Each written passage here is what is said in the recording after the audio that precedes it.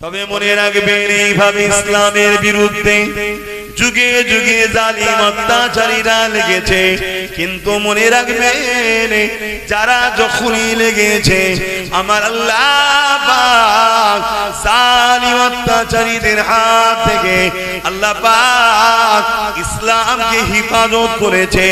যুগে যুগে শতশেষ ফায়সালা বিজয় কিন্তু ইসলামেরই হয়েছে।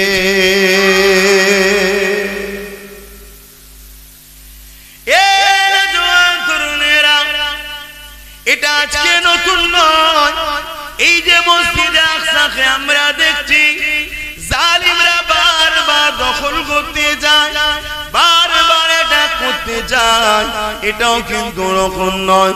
কেননা ইতিপূর্বে মসজিদে আকসা অনেকবার বেদখল হয়েছে, অনেকবার আমাদের হাত থেকে চলে গেছে।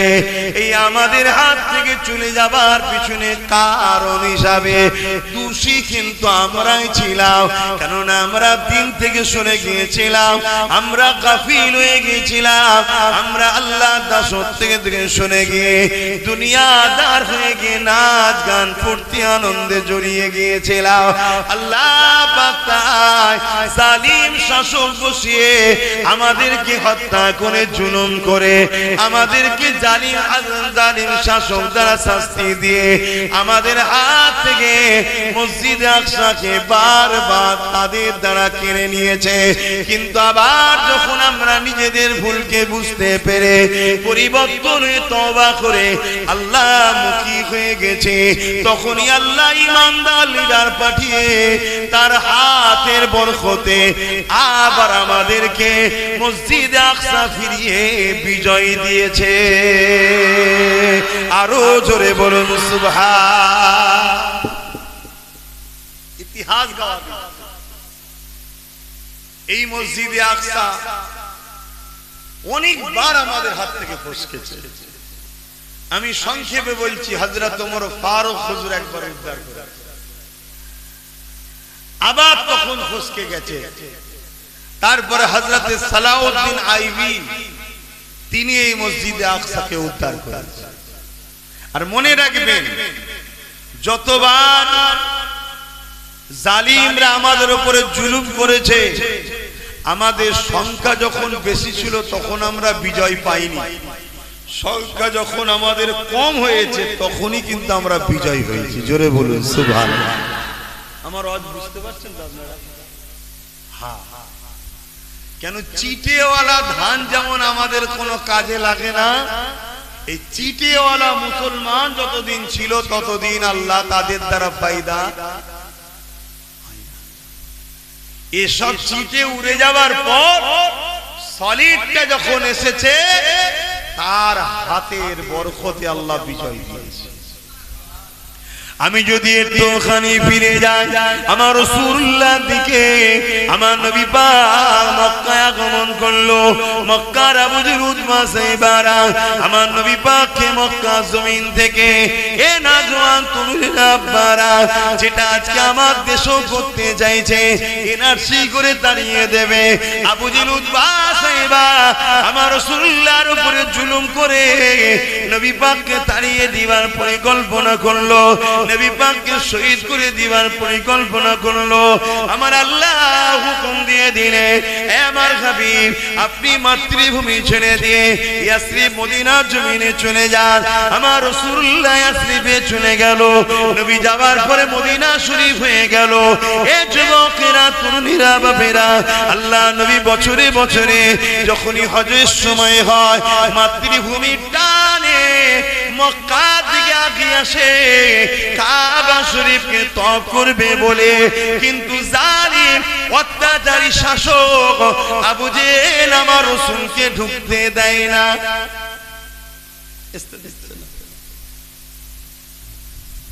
এ যুবকেরা, এদিকে আমার নবী পাক সাল্লাল্লাহু আলাইহি ওয়াসাল্লাম মনে দুঃখে মক্কা জমিনে রয়েছেন, মদিনা জমিনে রয়েছেন। চতুর্দিকে আমার নবী পাকের মেসেজ চতুর্দিকে ছড়াতে লেগেছে। খুশবু যেমন চতুর্দিকে ছড়ায়, তোমার আমার যে বানানো খুশবু, এই খুশবু আমার নবীর পাসিনারও তুলনায় আসে না।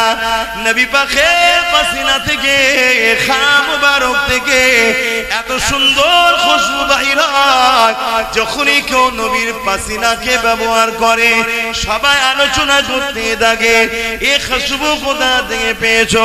এই যুবকেরা, তরুণীরা, বাপেরা আল্লাহ নবীজি রাস্তা দিয়ে চলে যায়, কয়েক সপ্তাহ পর্যন্ত ওই রাস্তা দিয়ে যারা যায় ওই খুশবুটা পেতে থাকে। শুধু তাই নয়, 1450 বছর আগে নবী আমার মক্কা মদিনার যে যে গলিতে ঘুরেছে, যে জায়গায় ঘুরেছে, আজকে দিন পর্যন্ত ওই মক্কা মদিনার জমিনে আমার নবীর শরীরের খুশবু পাওয়া যায়। আরো জোরে বলুন সুবহান। এটা মেনে নিতে পারছেন নাকি? হ্যাঁ বা এখানেই মুমিন আর মুনাফিকের পার্থক্য। দুনিয়াদার উলামা, দুনিয়াদার বক্তা, দুনিয়াদার মুফতি মানতে পারবে না, শুনছেন তো নাকি? আর যারা মুমিন উলামা, মুমিন মুসলমান, মুমিন মুফতি, তারা কিন্তু এটাকে বেশক মানে। কেন? আমার রাসূল পাক সাল্লাল্লাহু আলাইহি সাল্লামের শরীরের পাসিনার খুশবু এটা মিটার খুশবু নয়। জোরে বলুন সুবহানাল্লাহ। আজও মক্কা মদিনা শরীফে আপনি যাবেন, একটা ট্রাই করবেন, পরীক্ষা করবেন, আমার কথাটা মিলিয়ে নেন, পরীক্ষা করবেন। মক্কা মদিনা শরীফে গিয়ে দোকানদারকে বলবেন, এই যে মক্কা মদিনার আবহাওয়ায় যেটা খুশবু পাওয়া যাচ্ছে ওই খুশবুর আতরটা দেন। দোকানদার আপনাকে দেবে, দেখুন, আপনি নেবেন যে হ্যাঁ হ্যাঁ হ্যাঁ ঠিক আছে, সেম সেম। আপনি নিয়ে যখন ঘরে এসে ব্যবহার করবেন দেখবেন অন্য খুশবু। অ্যাকচুয়ালি আপনি শুকছেন দোকানদারের আতর, কিন্তু ও আতরের ঘ্রাণ আপনি পাচ্ছেন না, পাচ্ছেন সেই আবহাওয়ায় রাসূলের পাসিনার খুশবুটাই পাচ্ছেন। জোরে বলুন সুবহানাল্লাহ। আমি হাজারো পরীক্ষা করে দেখেছি, কথা বুঝে আসছে না? নাই, অনেক ট্রাই করি, এগুলো ট্রাই করতে হয়, দেখতে হয়। এতে কি হয়? নিজের কনফিডেন্স, নিজের মহব্বত, নিজের ঈমান আরো জোশ আসে। আল্লাহু আকবার। আমার নবী কি নিয়ামত! আমার নবী পাক সাল্লাল্লাহু আলাইহি ওয়াসাল্লাম মক্কা মদিনার বুকে বসে বসে মানুষকে দ্বীনের মেসেজ দিচ্ছে। গরিবের কথা, এতিমের কথা, অসহায়ের কথা, ইনসাফের কথা, ইনসানিয়াতের কথা, মা-বাপের ভালোবাসার কথা, মানুষের হকের কথা, এক আল্লাহ সৃষ্টিকর্তার বাণী মানুষকে শোনাচ্ছে। দলে দলে দলে দলে মানুষ আমার রাসূলুল্লাহর দিকে আসছে। এই মেসেজ এখন আবু জেহেলের দিকে চলে গেছে। আবু জেহেল খবরটা পেয়ে ও খুশি নয়। সবাই বলছে সরদার মোহাম্মদ রাসূলকে তো আমরা মক্কা থেকে সরিয়ে দিয়েছি, সে মদিনায় যা পাচ্ছে করুক না, কি দরকার? কিন্তু শয়তান এত বড় বদমাইশ, ওর বুকে ব্যথা হচ্ছে না, ওখানে গিয়ে আরামে দ্বীনের প্রচার করবে। তার মানে চলো সৈন্য রেডি করো, চলো সৈন্য রেডি করো। যেমন আজকে অনেক শয়তানদের কষ্ট হয়, আমাদের চাকরি দিল না, আমাদেরকে শিক্ষা দিল না, আমাদেরকে পদ দিল না, আমাদেরকে রাজনীতিতে ভাগীদারি দিল না, সব সময় আমাদেরকে লুটলো এরা। তারপরও আল্লাহ আমাদেরকে যেভাবে রাজকীয় ভাবে ভালো মন্দ খাওয়ায়, এই হারামখোর এই শয়তানদের সহ্য হচ্ছে না। শুনছেন না? শোনেন, এদেরকে আরো শেষ করতে হবে। তাই আমাদের পিছনে উঠে পড়ে লেগেছে, আমাদের জমি জায়গা সব লেগে। কিন্তু আমার মুসলিম তো এখনো যাচ্ছে না। আমার মুসলমান এরা এখনো বুঝতে পারেনি সব শিয়ালের একই ডাক রে বাবা, সব শিয়ালের একই ডাক। তুমি কার উপরে ভরসা করে চলছো? একমাত্র ভরসা করো আল্লাহর উপরে, আর একমাত্র ফলো করো মুহাম্মদ রাসূলুল্লাহকে। জোরে বলুন সুবহানাল্লাহ। যদি তোমরা কল্যাণ চাও, যদি তোমরা দুনিয়া আখিরাতের কামিয়াবি চাও, যদি তোমরা তোমাদের বাচ্চাদের ঘরে প্যালেস্টাইনের বাচ্চাদের মতো লাশ দেখতে না চাও, তাহলে কথা মেনে নাও।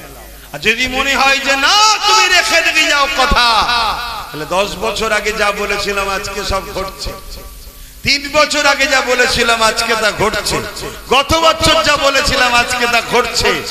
ইনশাআল্লাহ আমি তো মুখ, আমার কথা তো আর আমার নয়, আজকে বলে যাচ্ছি আগামী খুব শিগগিরই 2-3 বছরেই দেখতে পাবেন শুনছেন? আর যদি বলেন যে না এক্ষুনি গাড়িকে রোকো, আমি রং রুটে যাচ্ছি, মেন রোডে উঠতে হবে, মেন রোড হলো একটাই, মুহাম্মদ রাসূলের কদম। জোরে বলুন সুবহানাল্লাহ। অন্য কোন জায়গায় নয়, কোন পীরজাদা মুফতি মাওলানা নয়। পীরজাদা মুফতি মাওলানাকে আমরা সম্মান করব যদি পীরজাদা মুফতি মাওলানা আমাদেরকে রাসূলের কদম দেখায়, তবে সম্মান করব। তার কথা নয়, তার মত নয়, তার দিন নয়। আমি বুঝতে পারছি তো নাকি? হ্যাঁ, আমি একজন পীরজাদা, আমার বাপ একজন পীর, কিন্তু আমার আব্বার কথা নয়, আমার কথাও নয়। আমার আব্বা, আমি যদি তোমাদেরকে রাসূল চিনাই, তবে আব্বাস সিদ্দিকী জিন্দাবাদ। আমার নবী পাক সাল্লাল্লাহু আলাইহি সাল্লাম কি বলেছে জানতে হবে না? আখিরি জামানা নিয়ে আমার নবী বলেছে আখিরি জামানায় মসজিদ ভর্তি লোক থাকবে, একটা ঈমানদার থাকবে না। কি শুনছেন আমার কথা? বলবেন তো কি শুনছেন? আখিরি জামানায় মসজিদ ভর্তি লোক থাকবে, একটা ঈমানদার। নবী সত্য বলে না মিথ্যা বলে? নবী যদি মিথ্যা বলে নাউযুবিল্লাহ, আল্লাহ মৃত্যু হয়ে যাবে। লা হাওলা ওয়ালা কুওয়াতা ইল্লা বিল্লাহিল আলিয়্যিল আযীম। আল্লাহ অত বড় স্পর্ধা নেই তোমার বলার, বুঝাবার জন্য বললাম, মালিক মাফ করে দেন। কেন নবী যা বলে কার হুকুমে? তোরে বলুন, নবী যা বলে কার কথা বলে? নবী পাক সাল্লাল্লাহু আলাইহি সাল্লাম বলছেন আখিরি জামানায় মসজিদ ভর্তি লোক থাকবে, একটা ঈমানদার থাকবে না। খারাপ লাগে না একটা কথা বলবো? কেন আমার বাপ বয়সী লোক আছে, কিন্তু উদাহরণটা তো বুঝাতে। আচ্ছা, 1 লক্ষ যদি পুরুষও নয় নারীও নয়, আর একটা সম্প্রদায় আছে না? বুঝতে পেরেছেন? 1 লক্ষ যদি জোগাড় করা হয়, আর 1 লক্ষর থেকে চেষ্টা করে একটা সন্তান হওয়া সম্ভব? 1 কোটি যদি জোগাড় করা হয়, কিছু বুঝতে পারছেন আমার কথা? অথবা 250 কোটি হোক আর 300 কোটি হোক, ঈমানদার যদি না থাকে তাদের দ্বারা কখনো বিজয় আসবে না, তাদের দ্বারা অকাব রক্ষা হবে না, তাদের দ্বারা মসজিদ মাদ্রাসা কবরের স্থান অধিকার পাবে না, তাদের দ্বারা কখনো এতিম বিধবা গরীব ইনসাফ ইনসানিয়াত পেতে পারে না। আরে ঈমানদার দরকার, ঈমানদার। ঈমানটা কি সেটাই তো বুঝলাম না। শুনছেন তো নাকি? হ্যাঁ, মন দিয়ে শুনুন। ঈমান কি শুনুন? ঈমান হলো হুজুরের মহব্বত ও আদবের নাম। জোরে বলুন সুবহানাল্লাহ। আরো জোরে বলুন।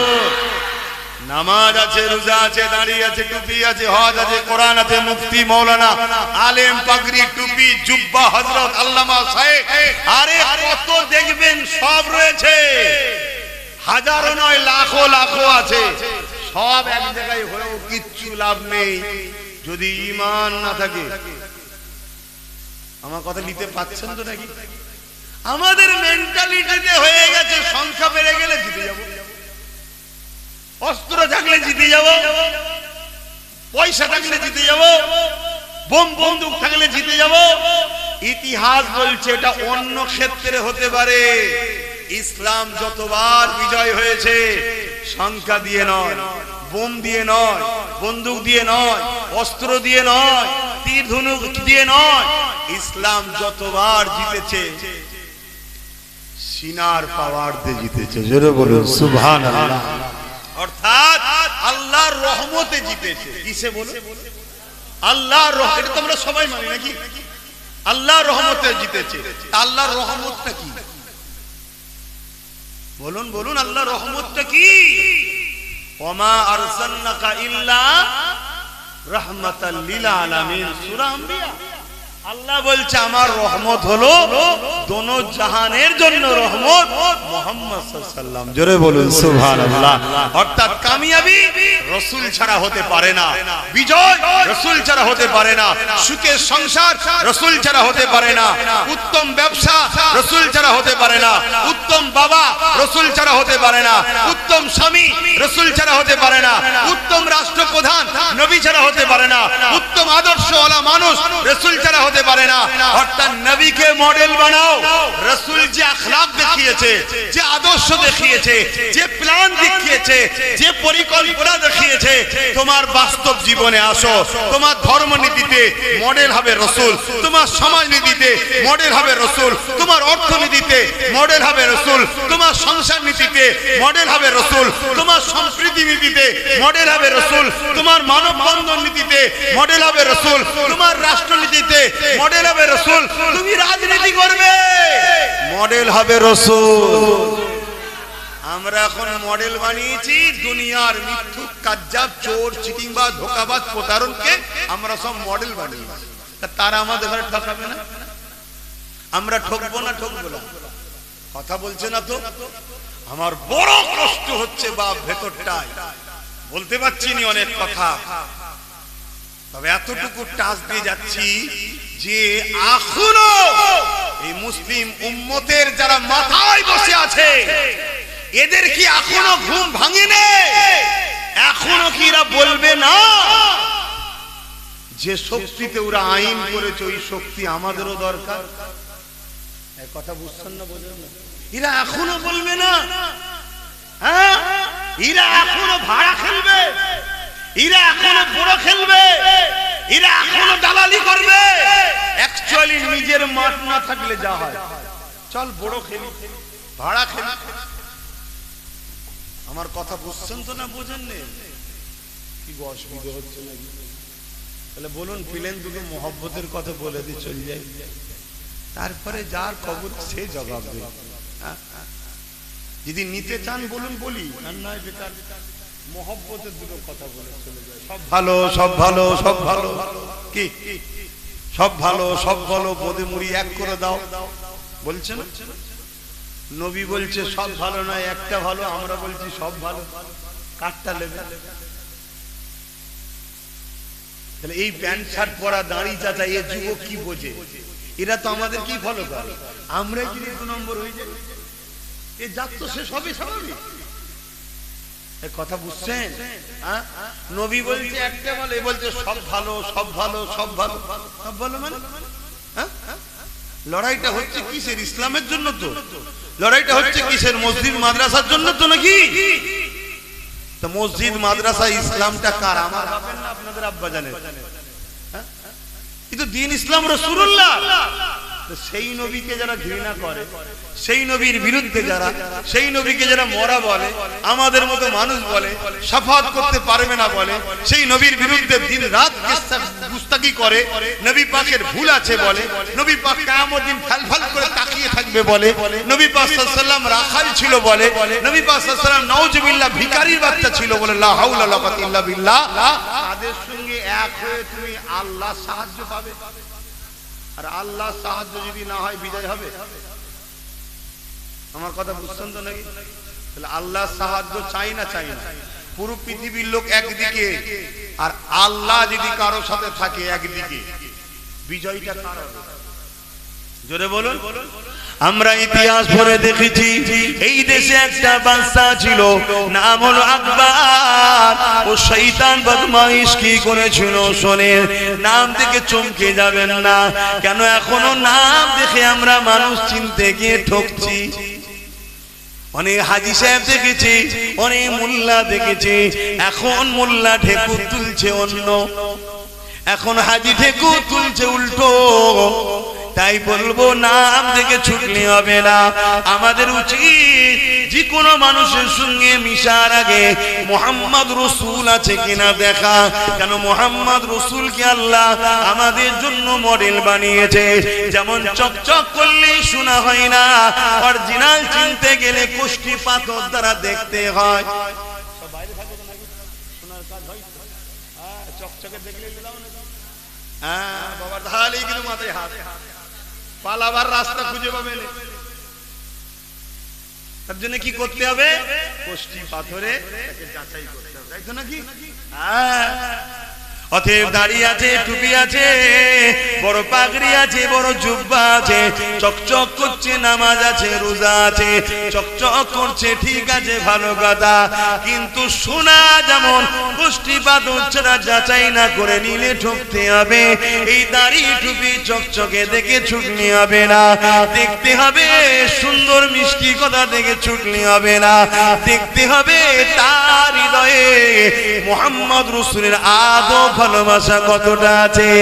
একবার নয়, 1000 বার তাকে ফলো করো, বিভিন্ন অ্যাঙ্গেল দিয়ে দেখো, বিভিন্ন টাইমে দেখো, বিভিন্ন ক্ষেত্রে দেখো, বিভিন্ন সময়ে দেখো ও তোমার রাসূলকে কোন জায়গায় রেখেছে। বিপদের সময় নবী ছেড়ে দিয়ে পালায় কিনা, আর পেটের সময় নবী নবী করে কিনা, এটাও দেখার দরকার। আব্বাসকে দেখতে হবে, কথা বলছে না, আমাকেও দেখতে হবে, আমাকেও বাজাতে হবে। খুব তো নবী নবী শোনাচ্ছে, ফলো কর, ফলো কর। বেশ কিছু মাল পানি দিয়ে দেখ দিবি বিক্রি হয় কি ট্রায়ের দরকার আছে না? হ্যাঁ, ঈমানের ব্যাপার রে বুকা। আব্বাসের প্রেম করে জাহান্নামে যেতে কেউ রাজি আছো নাকি? এখানে জান্নাত জাহান্নামের ফয়সালা। দুনিয়ায় কিছু হলে অল্প লোক, একটা চোখ যদি যায় আরেকটা আছে, দুটো যদি যায় সাথে কেউ আছে ধরে ধরে নিয়ে যাবে। এই যদি বলে দেওয়া হয় তোকে 1 লাখ টাকা দেবো, এমনও লোক আছে চোখও দিয়ে দেবে, 10 লাখ টাকা দেবো, দুটোও দিয়ে দেবে। কথা বুঝছেন না? বলেন না। কিন্তু ঈমান চলে গেল। ঈমানের ব্যাপার এখানে বাপ, একটু বুঝে বুঝে কাজ করো। কেন কোরআনে আল্লাহ ওয়াদা করেছে বন্ধুর কাছে, অর্থাৎ হুজুর পাক সাল্লাল্লাহু আলাইহি ওয়াসাল্লামের কাছে, কি বন্ধু আপনাকে আমি রাজি করতে চাই। জোরে বলুন সুবহানাল্লাহ। তা আমি আপনার খুশির জন্য বলছি, এমন একটা লোককে আপনি জান্নাতে দেখতে পাবেন না, এমন একটা লোককে আমি জান্নাতে যেতে দেব না। যুবকরা বন্ধু শোনো, প্যান্ট শার্ট পরো, দাড়ি চাচো, গান শুনেছো, বদমাইশি করেছো, এ সব অন্যায়। এ পিটানি খেয়ে আল্লাহ চাইলে মাফ হয়ে যাবে, বলুন ইনশাআল্লাহ। আর আল্লাহ চাইলে বয়স হলে যেমন বাপগুলো পরিবর্তন হয়েছে, সব দাড়ি টুপি রেখে নামাজ পড়ে তওবা তিল্লাহ করে আল্লাহ চাইলে সব মাফ হয়ে যাবে, বলো ইনশাআল্লাহ। কিন্তু হুজুরের যদি না হয়, আমার ওয়াজ বুঝছেন তো নাকি? আমার ওই একটাই নুকতা ভাই, একটাই পয়েন্ট, যার জন্য সবকিছু আল্লাহ বানিয়েছে তার হও, তবে তুমি নিজে পাখি কথা বলবে। তারই হতে পারোনি, তুমি ফজর থেকে বসে তাহাজ্জুদে বসে কি করবে? তুমি কি করবে? আগে তার হও যার হতে আল্লাহ কোরআনে বলেছে, কুল ইন কুনতুম তুহিব্বুনাল্লাহ ফাত্তাবিউনি ইউহিব্বুকুমুল্লাহ ওয়া ইয়াগফিরু লাকুম যুনুবাকুম আল্লাহু গফুরুর রহিম। কোরআনই বলছি। হ্যাঁ, দেখবেন একটু বলেন। बड़ो कबलम कुलमा माना, आप फरमाइए, आका को फरमाने के लिए खुदा ने फरमा रहे हैं, आप फरमाइए इन कुंतुम तुहिब्बुन अल्लाह, जो शख्स कहते हैं मैं रब ताला को मोहब्बत करते हैं, जरा बोले हमरा अल्लाह के भालोबासी, बोली ना बोली ना, अजर बोले। अगर इन लोगों का दवा सच है, इन लोगों का बद सच है, तो एक इम्तिहान देना होगा। এরা যদি সত্যবাদী হয়, এদেরকে একটা পরীক্ষা দিতে হবে। ফাত্তাবিউনি, প্রথমে যেন আপনাকে ইত্তেবা অনুসরণ করে নাই। জোরে বলুন সুবহানাল্লাহ। তাহলে আমার ভালোবাসা দাবিদার যদি সত্য হয়, বৈশিষ্ট্য কি হবে? আগে যেন আপনাকে ইত্তেবা করে, আপনাকে অনুসরণ করে, হুবহুব নকশা কদমে চলে। কিন্তু মনে রাখবেন, কাউকে যদি না ভালোবাসা হয় তাকে ইত্তেবা করা যায়? কথা বলুন। তাহলে লিহাজা ফাত্তাবিউনি কি अंदर प्यार छुपा हुआ है। ভালোবেসে আপনাকে যেন মেনে নেয়, ভালোবেসে যেন ইত্তেবা করে নেয়। আল্লাহ যদি ভালোবেসে ইত্তেবা করে নেয়, কি পাবো? আল্লাহ বলছেন ইউহিব্বুকুমুল্লাহ, হাবিব বলে দিন আমি তাদেরকে ভালোবাসবো। জোরে বলুন সুবহানাল্লাহ। আমরা কি চাই আল্লাহ আমাদেরকে ভালোবাসুক? জোরে বলুন। তাহলে শর্ত কি? রাসূলকে আগে ভালোবেসে মেনে নিতে হবে। শুনছেন? তাহলে আল্লাহ আমাদেরকে ভালোবাসবে। আর আল্লাহ যখন ভালোবাসবে, লাভ না লস? আল্লাহ বলছেন ওয়া ইয়াগফিরু লাকুম যুনুবাকুম আল্লাহু গফুরুর রহিম, তারা আমাকে বড় দয়ালু মেহেরবান পাবে, যা গুনাহ করেছে আমি সব maaf করে দেব। জোরে বলুন সুবহানাল্লাহ। আরো জোরে বলুন। আল্লাহ নবী বলেছেন আমার সাহাবাদের পিছনের কথা বলুনি, তাই বলতে চাই না, বুঝাবার জন্য বলেছি। জাহিলিয়াত যুগে এমনও মানুষ ছিল মেয়েকে জ্যান্ত পুঁতে দিয়েছে, কিন্তু নবীকে যেই প্রেম করে মেনে নিয়েছে আল্লাহ তারও গুনাহ মাফ করে দিয়েছে। জোরে বলুন সুবহানাল্লাহ। আমাদের ছেলেরা না একটু সিনেমা দেখেছে, একটু না এদিক ওদিক পার্কে ফার্কে চলে গেছে, কথা বুঝছেন না, বোঝেন না? কিন্তু এরা যদি ফিরে এসে হুজুরের মহব্বত রাখে, এদেরকে আল্লাহ পরিবর্তন করতে পারে না? জোরে বলে, এমন পরিবর্তন করে দেবে হয়তো জগৎ বিখ্যাত আল্লাহর ওলিও হয়ে যেতে পারে। জোরে বলুন সুবহানাল্লাহ। হালকা বয়সে ভুল হওয়া লোক পরবর্তীতে ওলি হয়েছে না, হয় না? আমি হুজুরের নাম লিখছি, হুজুর যেন মনে দুঃখ না লাই। হযরতে বিশার হাফি নাম শুনেছেন? হালকা বয়সে কি করেছিল? জন বয়সে ভুল রাস্তায় গিয়েছিলেন, একদিন আল্লাহ তাকে এমন পরিবর্তন করলো, এত বড় আল্লাহর ওলি, তিনার মাজারে যারা যাবে কিয়ামতের দিন হুজুর বলছে তাকে সাথে করলে জান্নাতে যাব। জোরে বলুন সুবহানাল্লাহ। আল্লাহর ওলিরা ফালতু বকে না, তাদেরকে আল্লাহ সেই পাওয়ার দেয়, তোর কাছে যে আসবে মহব্বতের সাথে তোকে ভালোবেসে আমি তোর সাথে জান্নাত দেবো, যা। হয়তো চেয়েছে হুজুর, কথা বুঝে আসছে না? এই আল্লাহ যদি দেয় আমরা কি আন্দোলন করবো নাকি? সামান্য ছুঁচো মার্কা নেতাদের বিরুদ্ধে আন্দোলন করতে পারছেন না, যিনি খোদ দোনো জাহানের সৃষ্টিকর্তা, কথা বলবেন ওখানে? হ্যাঁ, হযরতে হাবিবে আজমি নাম শুনেন না? কত বড় সমাজে তিনি একটা খারাপ কাজের দিকে ছিলেন। একটা সময় হাসান বসরি হুজুরের হাতে হাত দিয়ে তওবা করলেন, জগৎ বিখ্যাত ওলি হয়ে গেল। জোরে বলুন সুবহানাল্লাহ। আল্লাহ চাইলে আমাদের যুবকগুলোকে পরিবর্তন করতে পারে না? কিন্তু পরিবর্তনের প্রথম ধাপটা কি, শুরুটা কি? বৃহৎ মহব্বত, বেপানা পিয়ার করা হুজুরকে, বাপ হোক মা হোক কোনো কথা নেই, হুজুরের বিরুদ্ধে কথা হলেই সংগ্রাম হবে। এই ঈমান থাকা দরকার, এই জজবা থাকা দরকার, এই আকীদা থাকা দরকার, তবে তো তোমাকে আল্লাহ পাক হুজুরের মহব্বতের খাতিরে নামাজি বানাবে, রোজাদার বানাবে, হাজি বানাবে, জাকিরিন বানাবে। কোন নামাজি? সিদ্দিক আকবরের নামাজ, আব্দুল্লাহ ইবনে উবায়ের নামাজ নয়। জানেন তো নাকি দুটো নামাজ ছিল? জানেন তো? কোন কাজ করব বলেন না, সব জায়গায় তো ঘা, কত মলম লাগাবো। এবার শুনেছেন না শোনেন না? হ্যাঁ, নামাজ তো দুই ধরনের হয়, জানেন তো নাকি? এই কারবালার মাঠে ইমাম হোসেন পাক নামাজ পড়েছে আর এজিদ বাহিনী নামাজ পড়েছে, এক নাকি? এই জোরে বলেন না গো। আজকে আমাদের সমাজে দুটো নামাজ আছে, দুটো আজান আছে, দুটো মসজিদ আছে, দুটো দাঁড়ি, দুটো টুপি, দুটো রোজা, দুটো মুসলমান আছে না? না। আর যদি মুনাফিক মুসলমানের পিছনে দাঁড়িয়ে যদি বলো ওয়াকাবিল মানছি না, মানছি না, মুনাফিক মুসলমান টেবিলের তলা থেকে মোটা অঙ্কের মারলে তোকে বিয়ে করতে হবে, তুই বুঝতেই পারবি না। হঠাৎ করে দেখবি কি ব্যাপার, আমার গলে গলে দড়ি হচ্ছে কেন? ভাই দড়ি কিসের কিনা হয়ে গেছে? এই শুনছেন তো নাকি? হ্যাঁ, আমার কথা বাবা একটু ঠোঁট আল্লাহ কেটে দিয়েছে, দেখছেন না কত বড় ফাঁকা কর দিয়েছে, তো হক কথা বলতে পারি, সেখানে রুকে রুকে বলবো।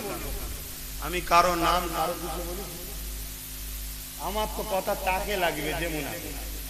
যারা চিড়বির চিড়বির করবে জানতে হবে ওষুধ কাজ হচ্ছে। এই সমাজ এখন চিড়বির চিড়বির হচ্ছে না, হয় না? হ্যাঁ, আমার বাড়ির একটা দুটো চিড়বির চিড়বির করছে, আমি কারো কিচ্ছু বলিনি, হঠাৎ করে কি লেগে গেছে। তো ঠিক আছে, একটু দাঁড়ান, একটু দাঁড়ান, ওষুধ বেটা দেবো, চিন্তার কোনো কারণ নেই। কেন? আমি আমার আব্বাকেও চিনি না, আমি আমার মাকেও চিনি না। আমেনার লালের সামনে, আমেনার লালের প্রশ্ন যেখানে আসবে ওখানে বাপও কুরবান, মাও কুরবান, নিজেও কুরবান, পরিবারও কুরবান, বাচ্চাও কুরবান। আমেনার লাল আগে। জোরে বলুন সুবহানাল্লাহ। গুস্তাখে রাসূলদের সঙ্গে মিশে পাকামু হচ্ছে। হ্যাঁ তো ভাইরা আমার, আমি কোন কথা বলতে গিয়ে চলে গেলাম এদিকে, বলুন আমি কোন কথা বলতে গিয়ে এদিকে এলাম? সব ভুলে গেলাম। হ্যাঁ, একটু বলবেন তো কোন কথা? হযরত আল্লাহ নবী নূর নবী দয়া নবীকে তুই কোথা থেকে এলি? তুই কোথা থেকে এলি? এখন পরে কোন তুই বসাচ্ছি? হলুদ জামার পিছনেরটা, কালো জামা, সাদা কালো, কতক্ষণ বসাচ্ছি? কতক্ষণ আগে এই এলি সামনে, ওই করতে এলি? কি যন্ত্রণা বলেন তো? এই যে কি একটা জিনিস বেরিয়েছে, খেয়ে রে গায়ে কি কি হচ্ছে এটা? তোদের এখনো ভালো লাগছে? চারিদিকে তোদের মা বোন বেটি তোদের রেপ করছে, শুনতে পাসনি? এখনো ভালো লাগছে যে কবরে মাইয়া বিয়েতে গেলে বলছে কোরআন হবে না, এ তোমাদের আর নেই, এই দাফন করা হবে না, তোমাদের আর নেই। জানেন খবর পাননি? কেন এরকম বদমাশ? কি জ্বালা! দরুদ শরীফ আল্লাহুম্মা সাল্লি আলা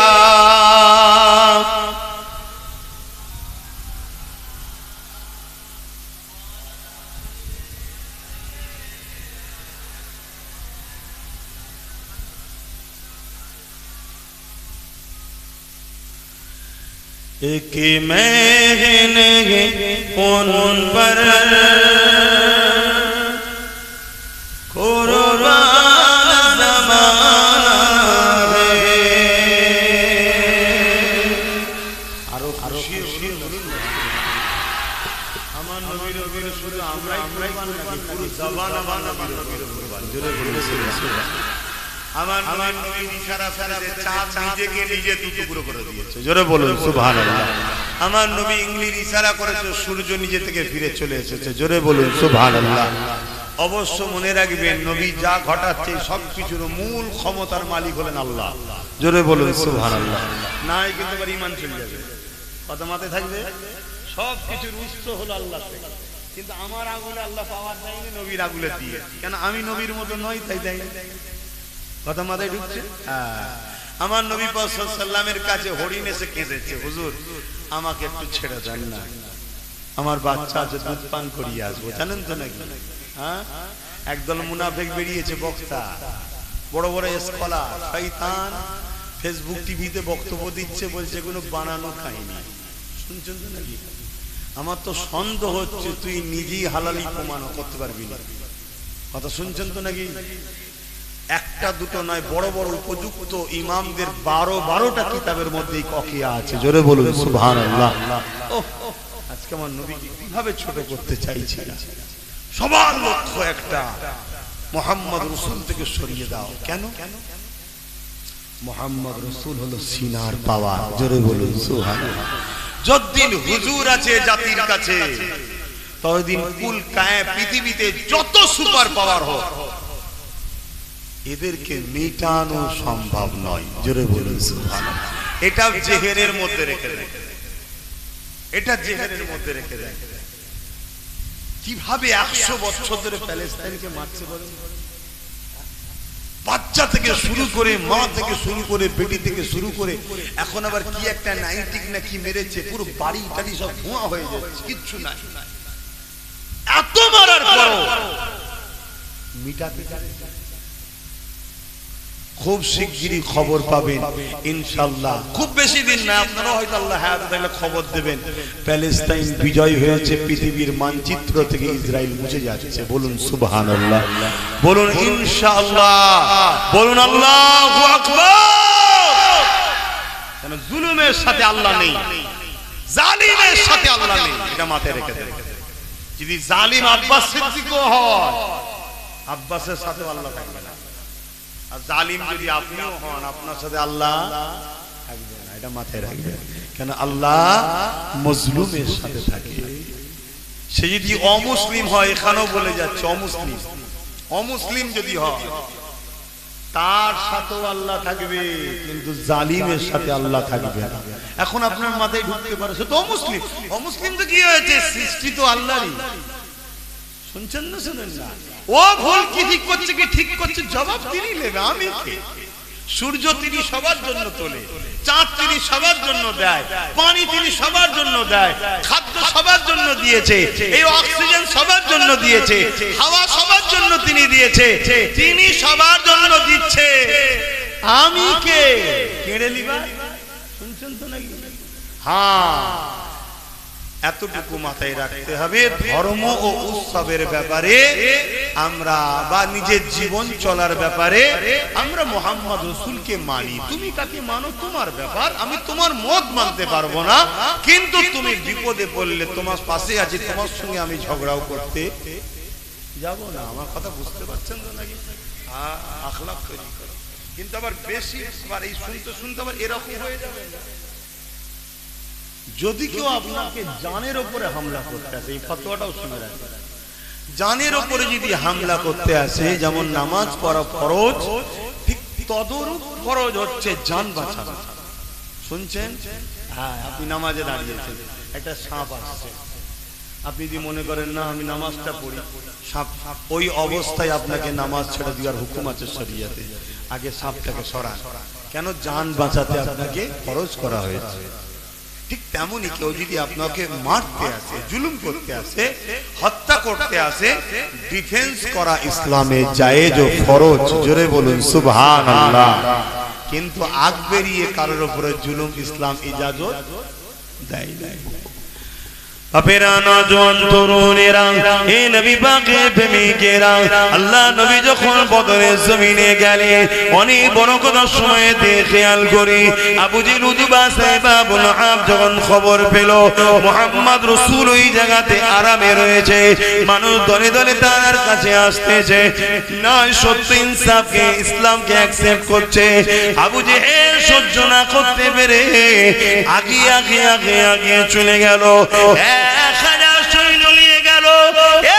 যুবকেরা, তরুণেরা, প্রত্যেকের হাতে অস্ত্র রয়েছে, উট ঘোড়া গাধার পিঠে চেপে তারা রওনা দিয়ে চলে গেল মক্কা জমিন থেকে।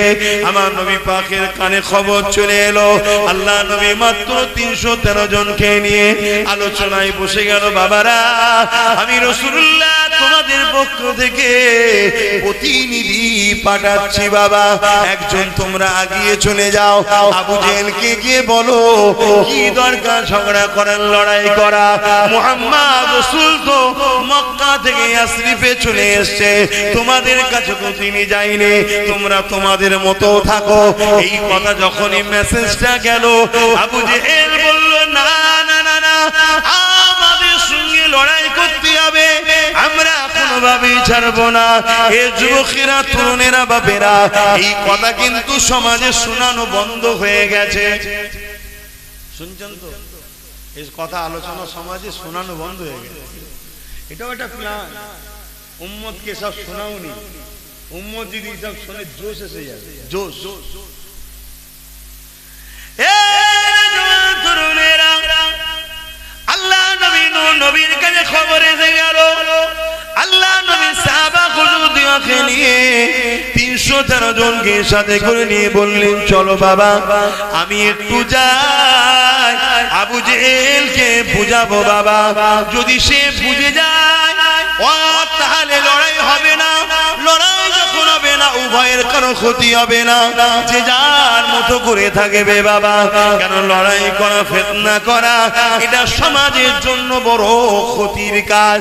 কোন জায়গায় যখন একটা দাঙ্গা হয়ে যায়, ওই জায়গায় শুধু মুসলমানের ক্ষতি হয় তা নয়, ওই জায়গায় নিরীহ নিরীহ সর্বধর্মের মানুষের ক্ষতি হয়ে যায়, ওই জায়গায় সমাজের ক্ষতি হয়ে যায়, ওই রাষ্ট্রের বদনাম হয়, ওই এলাকার বদনাম হয়, ওই এলাকায় মানুষ যেতে চায় না। আজকে যেমন বিদেশি কোম্পানিরা আমার দেশে বিজনেস করতে আসতে চাইছে না, কেননা পৃথিবীর মার্কেটে ভারতবর্ষ দাঙ্গা হচ্ছে বেশি, জুলুম হচ্ছে বেশি, হিংসা হচ্ছে বেশি, দৈনিক রোড অবরোধ হয়, খুন খারাপি হয়, মারপিট হয়, বিজনেসম্যানেরা তাই এখানে বিজনেস করতে আসছে না। তাই মোদির আমলে 50 কোটি মুসলমান নয়, সর্বধর্মের মানুষ আরো বেশি গরিব হয়ে গেছে। শুনছেন তো নাকি? তাহলে মুসলমানদের শুধু ক্ষতি করছে নাকি, পুরো দেশের ক্ষতি করছে না, করেন? এটা সবাইকে বুঝাতে হবে, সবাই মিলে লাগতে হবে, সবাই মিলে না লাগালে এ তো চাইছে শুধু মোল্লারা আমার বিরোধী করে, শুধু মোল্লা যদি আমার বিরোধী করে আমার প্লাস পয়েন্ট, ওর উপকার হবে, কিন্তু বোঝে না আমার কম, আমার কম তো বোঝে না, আমার কম মনে করে শক্তি থাকলে শুধু হয় না রে বাপ, সাপ যা পাই তাই জড়াই, এখন তরোয়ালকে জড়িয়ে ধরেছে, কি হবে?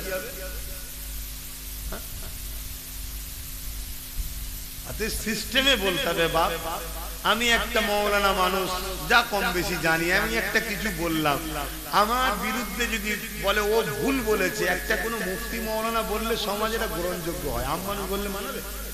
কথা বলে। ঠিক তেমনই রাজ পাওয়ারকে কাটতে গেলে রাজ পাওয়ার দরকার, মুফতির ফতোয়া কাটতে গেলে মুফতি দরকার, লোহা কাটতে গেলে লোহা দরকার। এটা কেন বোঝেন না আপনারা? পাগলামি করলে হবে না। আইনকে মান্যতা দিয়ে আইনকে কন্ট্রোল করার স্বপ্ন দেখুন, আইনকে কন্ট্রোল করুন। আইন যারা কন্ট্রোল করছে তাদের সাথে আপনি বুড়ো খেলছেন, ভাড়া খেলছেন, তো সে আপনাকে দিয়েছে 1 লাখ, ওসুল করবে না 2 লাখ? সবাই বিজনেস বসে, তারা বিজনেস বসে না? হাজার হাজার কোটি টাকা পুরো দেশ জুড়ে দিয়েছে। দিল্লিতে 17,000 টাকা ইমামের মাইনে, বিভিন্ন জায়গায় ইমামদের মাইনে দিয়েছে বিভিন্ন টাকা। আমার রাজ্য দিয়েছে 2.5, 3, 3.5, যাই হোক, কম বেশি অত জানি না। এটা ওসুল করবে না? হ্যাঁ, একদম লিখছে বারে। কি বুঝছেন? হয়তো 10,000 কোটি কি 1 লাখ কোটি টাকা খরচ করেছে, কয়েক লক্ষ কোটি মিলিয়ন টাকার সম্পদে বলে শুধু খেলে হয় না, বুঝে বুঝে খাও, আর না হয় সব জায়গাতে ওই খাবার বেরিয়ে যাবে। বুঝতে পারছো তো নাকি? হ্যাঁ, যা তা খেয়ে ফেললে হয়নি, সব জায়গা থেকে খাবার বেরিয়ে যাবে। নাক দোবড়াবে, মুখ দোবড়াবে, বমি করে, আরো অনেক জায়গাতে বেরিয়ে যাবে। কিছু বুঝতে পারছো তো নাকি? আচ্ছা, বুঝে বুঝে খেতে হয়, না অসুবিধা আছে। আল্লাহর নবী 313 জনকে নিয়ে যাচ্ছে, খালি পায়ে, খালি হাতে, তালি দিয়া জামা, পেট গুলো ঢুকা, গরিব মানুষ তারা, মদিনার মানুষ।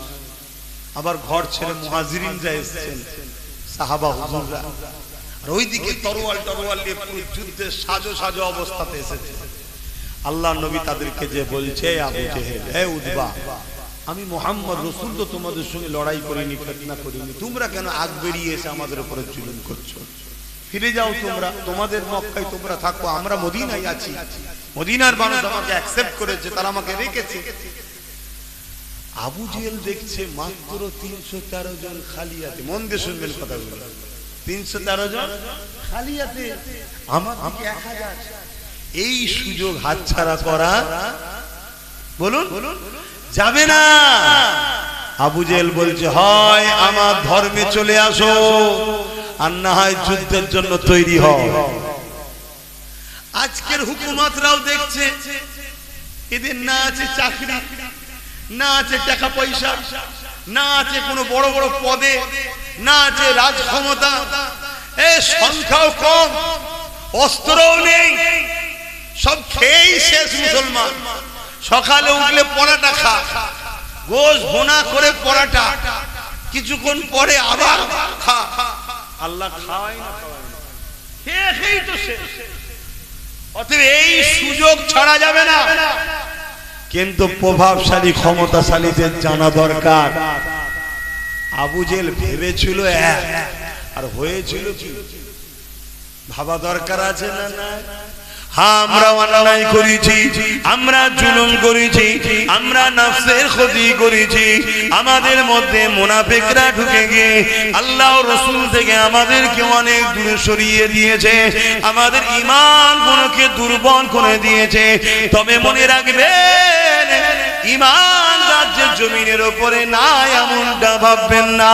ইনশাআল্লাহ সেদিন 313 জনের ওসিলায়, আর হিন্দুস্তানেতে মঈনুদ্দিন আজমিরির ওসিলাতে এই যুবকেরা হতভাগা আকবরের কথা বলছিলাম, যা তারা কি বদরের কথাটা বলেলি।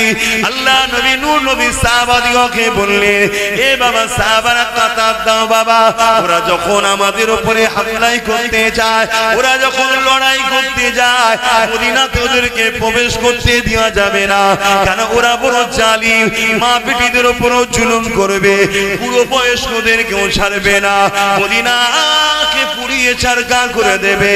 তাই বাবারা এদেরকে ডিফেন্স করতে হবে, রুখতে হবে বাবা। সাহাবা হুজুররা বলতে লাগলে, ইয়া রাসূলুল্লাহ, হাবিবাল্লাহ, ওদের হাতে অস্ত্র রয়েছে, বল্লম রয়েছে, তীর রয়েছে, আমাদের হাতে তো কিছু নাই, ইয়া রাসূলুল্লাহ, আমরা কি দিয়ে লড়াই করব? আল্লাহ নবী বললেন, বাবারা চারিদিকে দেখো বাবা, যা পাও বিসমিল্লাহ বলে তোলো। মক্কা মদিনা হলো খাজুর গাছের এলাকা, শুকনো শুকনো খাজুরের ডাল গনো, সাহাবারা বিসমিল্লাহ বলে লাই, আর আবু জেহেল হাসে ঠাট্টাই আর কি করে, কিন্তু এই শুকনো খেজুর গাছের ডাল দিয়ে 313 জন আল্লাহ পাকের মাহবুব বান্দারা, তারা 1000 জালিমের বিরুদ্ধে দাঁড়িয়ে গেল। আমার আল্লাহ পাক এই 313 জনকে বিজয় দিয়ে দিলে। আরো জোরে বলুন সুবহান। সাহাবা হুজুররা বলছেন, খাজুরের ডালে যাচ্ছি, আর একজন ঘোড়ার পিঠে আমার দিকে তরোয়াল নিয়ে উঠে আসছে। ভাই এটা কি লড়াই ভাই? খালি পায়ে হাঁটছে, গরম পাথরের উপর দিয়ে খাজুরের ডাল নিয়ে যাচ্ছে, আর ওই দিক দিয়ে তরোয়াল নিয়ে ঘোড়ার পিঠে করে আসছে। আল্লাহকে ডাকছি, হুজুর যখন বলেছে বিজয়িত হবে, ঈমান সাহাবাদের ছিল, আমাদের তো দুর্বল, আমাদের মনে হয় পারবো না। অনেকে বলে না যে আমরা কি করে কি করব, আমরা কি করে কি করব, সবই তো ওদের, সবই তো ওদের, বলেন না? দুটো কারণ হতে পারে, হয় ঈমান দুর্বল, আর নাই মুনাফিক সমাজকে দুর্বল করছে এইসব বলে বলে। যা জন ছেলেগুলো একটু জাগছে, আবার কানে এসে মলিটা মন্ত্র দিচ্ছে, প্রবাদ বাক্য আছে না, জোডার গায়ে ও মার গায়ে, ভয় খেলে হবে, ভয় একজনকেই খাবে। কে কে কে? যিনি জঙ্গলের বাঘের সামনে তোমাকে নিয়ে যে নিরাপদের সাথে ফিরিয়ে আনতে পারে, শুধু নিরাপদ নয়, বাঘের পিঠে চাপিয়ে চাপিয়ে তোমায় আনতে পারে। জোরে বলুন সুবহানাল্লাহ। এসেছে না আসেন? ভাবছো কেন? তো যাই হোক, সাহাবী হুজুর বলছেন, আমি তো আল্লাহকে ডাকছি, বিসমিল্লাহ বলে আগাচ্ছি, আমার কাছে আসছে, হঠাৎ করে দেখছি ধর থেকে কল্লা হবে, গায়েবী ভাবে হামলা হচ্ছে। আল্লাহর ফেরেশতা আল্লাহ পাঠিয়েছে। জোরে বলুন সুবহানাল্লাহ। এই আল্লাহ আছে না? সেই আল্লাহ সাহায্য করার ক্ষমতা আছে না? তাহলে কেন চিন্তা করো? তোমার আমার কাজ হলো একটা, আল্লাহর হতে হবে, আর আল্লাহর হতে গেলে হুজুরের কাছে পৌঁছাতে হবে। হুজুরের কাজ ছাড়া আল্লাহ পাওয়া যায়? জোরে বলো। নবীর হতে হবে, নবী তোমাকে আল্লাহর বানাবে। এই ডিউটিটা নবীকে আল্লাহ স্পেশাল দিয়ে পাঠিয়েছে। আমি আমার দেশের একটা কথা বলতে গিয়ে চলে গিয়েছিলাম, হতভাগা আকবরের কথা বলছিলাম, তাই তো নাকি মনে পড়ছে? তো একটু বলে দিই, কেন সময় তো হু করে চলে যাবে। কে আছে আমার পরে? আচ্ছা ভাই এসছো তো? নাই ইমাম সাহেব রয়েছে তো, মাশাআল্লাহ বারাকাতুহু। জন ছেলে কি আছে, আমি ওয়াজ করব 2 ঘন্টা ঘুরে দিয়ে। জন ছেলে ছোটন তো কারা ওয়াজ করবে? আমার বাপ চাচারা, তারা তো মুরব্বী মানুষ, শুধু আসবে আল্লাহুম্মা আমিন, আল্লাহ এদের উপর রহমত দেন। কি এতটুকু তো খুশি নয় আপনারা? এ কথা বলছে না তো? এটাই তো পীর মুরিদ, এটাই তো অনুসরণ করা, এটাই তো ভালোবাসা। ওয়াজ করবে তো জন এরা। আমার বাপের আগে ওয়াজ করেছে না? করে। আমার আব্বাজান বলে আমি 7 ঘন্টা 8 ঘন্টা পর্যন্ত ওয়াজ করেছি। আমি সর্বনাশ করেছি। ওই করেছেন বলি তখন আমাদের ঘরে 2 ঘন্টা করে ঘরে পাঠতে পড়ায়। তো যা আগেকারের মানুষ, এই যে বাপেরা সব বসে আছে, ইনারা যা খেয়েছে সলিড খেয়েছে, আর আমরা খাচ্ছি যাই ভালো মন্দ সব ভেজা, সব বিষ মিশানো, সব বিষ মিশানো। কেন? কেন? এর পিছনে একটা বিরাট বড় ষড়যন্ত্র আছে। ওদিকে আমি গেলে হতভাগা আকবরের কথাটা বলতে পারবো না। নামটা শুনতে কেমন কেমন লাগছে, আকবর, তাই তো নাকি? আবার মুগলে আজম নাকি কি বলা হতো, ভারতবর্ষের বড় রাজা ছিল নাকি। হতভাগা আকবর ও শয়তানকে আল্লাহ এত বড় রাজা করলো, হঠাৎ করে মাথায় বুদ্ধি ঢুকলো যে আমি কোরআনটাকে বন্ধ করে একটা আসমানি কিতাব মানুষকে দেবো। চিন্তা করছেন কত বড় শয়তান। এই কাজ করবে কে বল? এই প্যান্ট শার্ট পরা দাড়ি চাচারা পারবে? প্যান্ট শার্ট পরা দাড়ি চাচা নিজেকে জাহান্নামে নিয়ে যায়, সমাজকে নিয়ে যেতে পারে না। আর মোল্লা মৌলী সাহেব যদি বিগড়ে যায় ও সমাজকে জাহান্নামে নিয়ে যাবে, নিজে তো যাবে পুরো সমাজকে নিয়ে যাবে। শুনছেন তো নাকি? প্যান্ট শার্ট পরা দাড়ি চাচাকে যতটা না ভয়, মৌলী সাহেব যদি বিগড়ে যায় ও বেটা খাতারনাক তাহলে। আর মৌলানা যদি আল্লাহ রাসূলের পক্ষে হয় পুরো সমাজকে জান্নাতে নিয়ে যাবে। জোরে বলুন সুবহানাল্লাহ। প্যান্ট শার্ট পরা নিয়ে যেতে পারবে না। এটাও শোনো কি, তাহলে আলেম যেমন বিরাট বড় ভালো, আর বিগড়ে গেলে বিরাট বড় বিপদ। ঠিক তো নাকি? হ্যাঁ, এসব শোনার কাজ করে আইসিডের প্রয়োজন হয় না? হয় না? হ্যাঁ, যেমন ভালো জিনিস আর উল্টো যদি গালে চলে যায়। হ্যাঁ, তাহলে প্রতিটা জিনিসের মধ্যে ভালো মন্দ লুকিয়ে আছে না নাই? এখন আপনাদের কারো মধ্যে যদি মনে হয় যে আলেম আলেম খারাপ কেন, আল্লাহর নবী বলছেন খায়রুল উলামা শাররুল উলামা, ভালো উলামা খারাপ উলামা। নবী বলছে আমি কে রে বাবা? আমি তো দ্বীনের একজন খাদেম, আমি তো দ্বীনের একজন অনুসারী। দ্বীন আমারও নয়, আমার বাবের নয়, আমার দাদুরও নয়।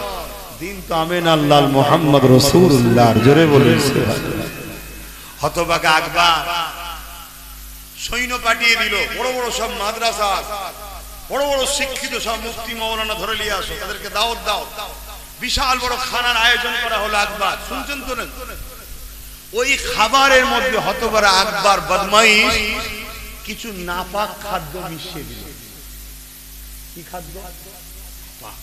কেন আকবর জানে ভিতরে যদি হারাম না যায় তাহলে রক্ত কথা বলে, রক্ত কথা বলে।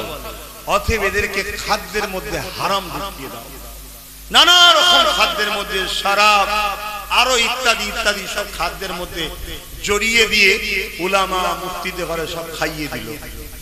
পেয়েছে, হাঁটু গেড়ে খেয়েছে, দাঁড়ি টাড়িতে লাগিয়ে আর করে একদম রাজার দরবারের খাবার খেয়ে আগুন টাগুন চুষছে। কাজ মিটে গেছে। রাজা এবারে মিটিং এ নিয়ে বসেছে, বসে বলছে আমার একটা কথা আছে তোমাদের কাছে। কি কথা? আমি যা বলবো আমার সাথে যদি সাথ না দাও রাজ দরবার থেকে বেরোবার আগে গর্দান উড়ে যাবে। কিভাবে ফেসিয়ে যে শুনছেন? আর যদি সাথ দাও প্রত্যেককে রাজকীয় রাজার দরবার থেকে মাইনে চালু করে দেবো, বা ভাতা বললে আপনারা যেটা ভালো বুঝবেন, ভাতা ভাতা চালু করে দেবো মাথা পিছু। রাজ দরবারের উলামা হিসাবে সম্মান দেওয়া হবে। সমাজে কোনো পুলিশ মিলিটারি আমার কেউ তোমাকে ডিস্টার্ব করবে না, আমার কথা যদি মেনে নাও। কি কথা? আমি একটা কিতাব লিখতে চাই, দ্বীনে ইলাহি নাম দেবো। ওই কিতাবটা কোরআনের বিরুদ্ধে, কোরআন ব্যান করে এইটাকে সমাজের মানুষের কাছে গ্রহণযোগ্যতা দিতে হবে। শুনছেন ভাই? উলামারা সব একে অপরের দিকে তাকাচ্ছে। যতই হোক এই তো সবে হারাম খেয়েছে রে বাবা, কত আসর তখন পড়ে নেই, আল্লাহ তো ভয় আছে, একে অপরকে তাকাচ্ছে। কিন্তু রাজা কি বলেছে? বেরোবার আগে কতল। হ্যাঁ, ব্যাস ভয় খেয়ে গেল। সবাই বলল যে যাহা পানা, আপনার কথায় আমাদের সহমত, আমরা সব ব্যবস্থা করে দেব। শুনছেন? ওই দাওয়াতে কিন্তু একজন ছিল না, হযরতে মুজাদ্দিদে আল-পেসানি রাহমাতুল্লাহ আলাইহি। জোরে বলুন সুবহানাল্লাহ। মুজাদ্দিদে আল-পেসানি বলেছিল আকবর চরিত্রহীন, সারাবি, ও নিজের রাজ দরবারে বাইজিনাজ হিজড়ে বা বিভিন্ন মেয়েদের নাচ দেয়, ও দাওয়াতে আমি যাব না। এজন্য হুজুর যাই রে। হুজুরকে বন্দী করতে পারে না। আলেমরা রাজি হয়ে গেল, কিতাব লেখা হয়ে গেল, গোপনে গোপনে সব কিতাব লেখা হতো। তা কিতাবটা তো আশ্চর্য ভাবে দিতে হবে। কি করে দেয়া যায়? বিশাল একটা গাছের ডগলাতে লাল কাপড় দিয়ে জড়িয়ে রাতের অন্ধকারে একজনকে দিয়ে টাঙিয়ে দিয়েছে। হাওয়া হচ্ছে দুলছে, হাওয়া হচ্ছে দুলছে। রাত কেটে যাওয়ার পর পরের দিন সকালে মানুষজন মাঠে যাচ্ছে, ক্ষেত খামার চাষবাস বিভিন্ন কাজে। লাল কাপড় দূর থেকে দেখা যায় না, যায় না, আর হাওয়ায় দুলছে। নজর পড়েছে কি, দু চারজন কি ভিড় হচ্ছে এলাকায়, সব জানাজানি হচ্ছে কি কি কি কি করতে করতে বিশাল ভিড় হয়ে গেছে। আকবর এসে হাজির, ঘোড়ার গাড়িতে করে চেপে সৈন্য সামন্ত নিয়ে মন্ত্রী তন্ত্রী নিয়ে এসে হাজির। পারো, পাড়া হলো, খোলো, যেন শয়তান কিচ্ছু জানে না এমন ভাঁজ লিখছে। খোলো, খোলা হলো, সব আরবিতে লিখা। এই আলেমদেরকে নিয়ে আসো, আলেমদেরকে নিয়ে আসো। উলামারা বলল আমাদের সহিংসার উপরে আল্লাহ খুশি হয়ে আসমানি কিতাব পাঠিয়েছে। কি বলতে হবে এখানে? বললেন না, মানুষের মধ্যে মুখসা আছে হলো। অনেক মুসলমান বুকে দাঁড়িয়ে গেল, পাগলার মতো বকছে। অনেকে বলছে মৌলানারা বলছে, এতগুলো মুফতি বলছে, এতগুলো মৌলানা বলছে, এতগুলো উলামা বলছে। ওই এতগুলোর পিছনে আবার একদল চলে গেল। শুনছেন তো নাকি? মতনৈক্য তৈরি হয়ে গেল। কেন সমাজে অনেকে বলে হ্যাঁ এতগুলো এতগুলো এতগুলো, এখানে এত, এখানে এত। হ্যাঁ এরা এতগুলো বোঝে না। যদি সংখ্যা বেশি হওয়াটাই যদি ঠিক হয়, আমি সংখ্যা বেশি হলে যে ভুলই হবে তাও বলছি না, কিন্তু সংখ্যা বেশিটাকে যদি ঠিক হিসেবে দলিল করে নেওয়া হয়, তাহলে কারবালার ময়দানে ইমাম হোসাইন হুজুর ভুল ছিল বলতে হবে। বলুন না নাউজুবিল্লাহ। ইমাম হোসাইন হুজুর ভুল ছিলেন? কথা বলছেন না তো? কেন এজিদের দিকে 22,000 ছিল, 22,000-এর মধ্যে 3,000 হাফেজে কোরআন, 3,000 মুফতি, 7,000 মাওলানা ছিল, সব মিলিয়ে 14,000 ছিল এজিদের দিকে। ইতিহাস শোনো, এজিদ কি হক ছিল?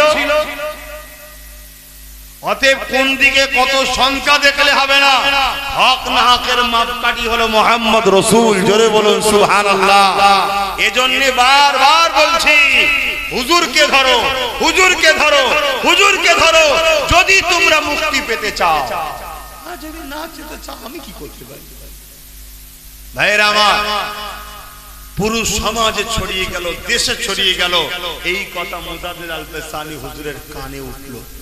মুজাদ্দিদ আল পেসানি হুজুর তাওবা করতে শুরু করলেন, মুরিদদেরকে প্রচার করতে লাগলেন, বাবারা এই আকবার ফিতনা ধ্বংস করছে আমাদের ঈমানকে।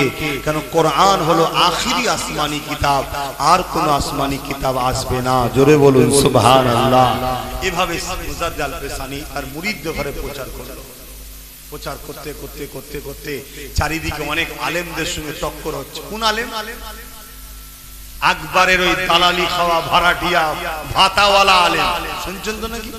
আজকের দিনে এরকম ভাতাওয়ালা মৌলভী সাহেব আছে না? এই ভাতাওয়ালা আছে না? নাই। হ্যাঁ, তাদের সঙ্গেও বাপ টক্কর হবে, হকবাদীদের হবে, কিচ্ছু করার নেই, হবে। তো কি হয়েছে? আল্লাহর উপরে যদি ভরসা থাকে আর মুহাম্মদ সাল্লাল্লাহু আলাইহি সাল্লাম যদি আমাদের একমাত্র লক্ষ্য হয়, ও সব ভাবতে গেলে হবে না। এই টক্কর হতে হতে হতে একটা দিন এমন বিপদ হয়ে গেল, হতভাগা আকবর মুজাদ্দিদ আল পেসানির সঙ্গে যুদ্ধের ঘোষণা দিলেন। চলো ময়দানে আসো। মুজাদ্দিদ আল পেসানির সেজদায় পড়ে আল্লাহর কাছে কাঁদছে, আল্লাহ আমার দিকে যারা আছে সব দুর্বল মানুষ, গরিব মানুষ, অল্প মানুষ, আর আকবর সে রাজা, তার দিকে সব।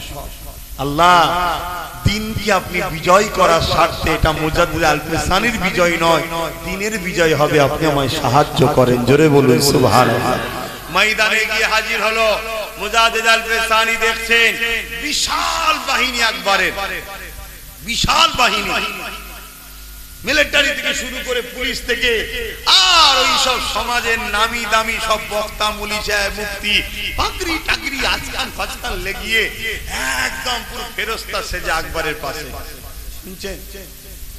সব ভাড়াটিয়া হাজির হাজির। আমরাও সেদিন দেখলাম সেজে গুজে সব আজকে জালিমদের পাশে দাঁড়িয়ে আছে। জালিম বলছে দিল্লি যাও, একটা কারো মুখে কথা হলো না। আপনি কি কথা বলছেন? আপনি কি বলছেন?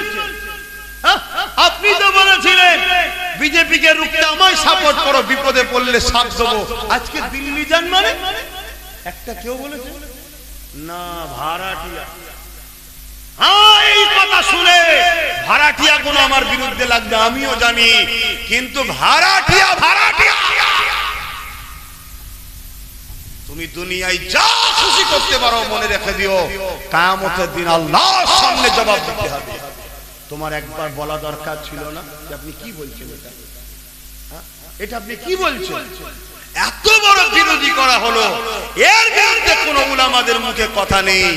আমি একটা দুঃখ প্রকাশ করেছি, আমার বিরুদ্ধে আবার একদল লেগে গেছে, আছে না? না, হ্যাঁ, এসব পরে বলবো, দাঁড়ান, আগে আরো খোলাসা হোক মুনাফিক কোন, তারপর আপনাদেরকে জানাবো। অসুবিধা হচ্ছে আপনাদের, আমার বাপ আমার ভাইদের অসুবিধা হচ্ছে। নীতিতে মজবুত হন, যদি আব্বাস সিদ্দিকীকে ভালো থাকে মজবুত হন, আর নাই বাদ দেন। দিয়ে যেদিকে ভালো লাগে ভাড়াটিয়ালে থাকতে চান ভাড়া নিয়ে থাকেন, ভাড়াটা নিয়ে থাকেন। আর এই সব কথা বলি বলে অনেকে আমার সঙ্গে মিশতে চায় না, আমি থাকলে থাকতে চাই না। কি হয়েছে? কি হয়েছে? কোনো সমস্যা নেই, আমি আমার ভালোবাসার মানুষদের বলেছি যদি নীতিতে মজবুত হও তাহলে আমাকে নিয়ে চলো ভাই, আর না হয় যা ভালো লাগে করো। আমি তোমাদেরকে কাউকে জোর করেছি বলতে পারবে কেউ কখনো? না, প্রেমে কখনো জোর হয় না। আরে আমার ধর্ম বলছে জোর করা যাবে না। হতভাগা আকবর এই ময়দানে এসে গেল, মুজাদ্দিদ আল-পেশানি দোয়া চাইতে, আল্লাহ আপনি সাহায্য করেন। বিশাল তুফান এলো, সেই তুফানে হতভাগা কি বলে মুজাদ্দিদ আল-পেশানি ও তার বাহিনীর উপর দিয়ে গিয়ে হতভাগা আকবর ও তার বাহিনীকে তুলে আল্লাহর জাহান্নামে পাঠিয়ে দিল। জোরে বলুন সুবহানাল্লাহ, আরো জোরে বলুন সুবহানাল্লাহ। নারী দিবে আসেন তো ভাইয়েরা আমার, শুনছেন তো নাকি? তুমি দাওয়াতি মানুষ, যাও যাও, শুনছেন তো নাকি?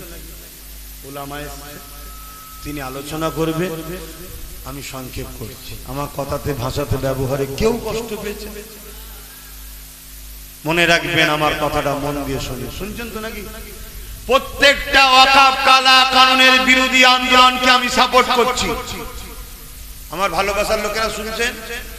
প্রত্যেকটা, সে যেই করুক, ওয়াকফ কালা কানুনের বিরুদ্ধে যারাই আন্দোলন করছে তাদেরকেই আমি সাপোর্ট করছি, আগামীতেও করব। শুনছেন না শোনেননি? তবে একটা কথা মনে রাখবেন, যারা আন্দোলনের নামে মুসলিম উম্মাকে গুমরাহ বানাচ্ছে, সমাজ বিরোধী, সংবিধান বিরোধী, গণতন্ত্র বিরোধী ফিতনা ফাসাদ করছে, বা কেন্দ্রের বিরোধী নামে রাজ্যের দালালি করছে, তাদের সাথে কিন্তু আমি না। শুনছেন না শোনেন? হ্যাঁ, তাদের সাথে আমি না। কেননা ও যেমন ইসলামের দুশমন প্রকাশ্য, এ তেমন ইসলামের দুশমন কিন্তু বন্ধু সেজে মুনাফিক। শুনছেন না শোনেন? কষ্ট হচ্ছে, কষ্ট হচ্ছে। এরপরও দেখবেন অনেক ভাড়াটি আমার বিরুদ্ধে বলবে, অনেক ভাড়াটিয়া বলবে, কিন্তু ওই ভাড়াটিয়ারা একবারও বলবে না 3টে এমপি কেন যায়নি কৈফিয়ত দেন, কেন রাজ্য থেকে কেস করছেন না কৈফিয়ত দেন, কেন আপনি নিন্দা বিল পাস করছেন না বিধানসভার মধ্যে কৈফিয়ত দেন। একবারও বলবেন না কেন দিল্লি যাওয়ার কথা বললেন কৈফিয়ত দেন। একবারও বলবেন না যে 1000-এর উপরে ভাঙরের ছেলেদেরকে ওয়াকফ কালা কানুনের বিরোধী, কেন্দ্রের বিরুদ্ধে আন্দোলন করতে নেমেছিল, তাদেরকে কেস দিলেন কেন কৈফিয়ত দেন। একবারও বলবে না যে বিভিন্ন জায়গায় আন্দোলন করতে গেলে থানা নিরীহ মানুষকে চমকাচ্ছে, হুমকি দিচ্ছে যে আন্দোলন করা যাবে না। তা আপনার পুলিশ এটা করছে কেন বলবে না, শুধু মুখে বলবে আমি হতে দেব না। শুনছেন না শোনেন? অথচ 2025-এ কেন্দ্র সরকার যেটা করতে চাইছে কি, ওয়াকফ কমিটির মধ্যে অমুসলিমকে ঢুকাবে, তাই তো নাকি? 2024-এ অলরেডি আমার পশ্চিম বাংলায় ওয়াকফ কমিটিতে অমুসলিম 2জনকে রাজ্য সরকার ঢুকিয়ে দিয়েছে। তোমাদের হুঁশ আছে? তুমি তো বললে খারাপ, যে যা পারে বলুক গে যাক, যে যা পারে গে যাক।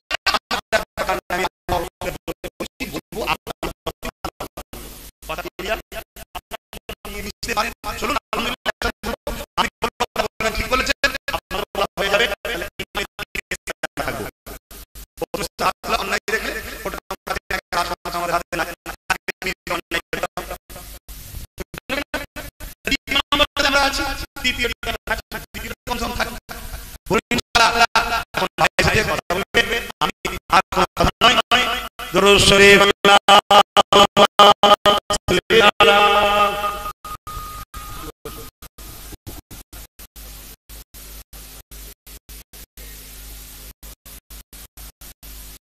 আমার এই ভাইয়া একটা সোশ্যাল অর্গানাইজেশন আল খিদমত ফাউন্ডেশন, সোশ্যাল অনলাইনে আপোষ করবেন।